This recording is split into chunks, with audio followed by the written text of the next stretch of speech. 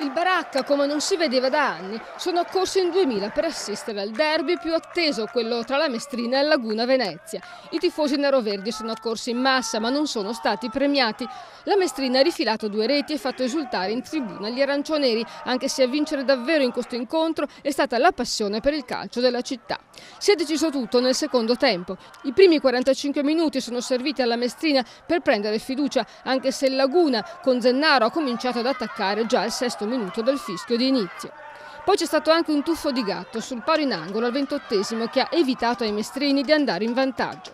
Ma dalla ripresa sono svaniti i sogni di gloria per i neroverdi. Il primo gol è stato messo a segno al 16° da Minio su rigore. Al 12° il giocatore della Mestrina Scaramal è stato atterrato in aria da Gavagnin mentre si è girato. Cartellino rosso per il difensore e a nulla sono valse le proteste del Laguna. Un accompagnatore è stato allontanato.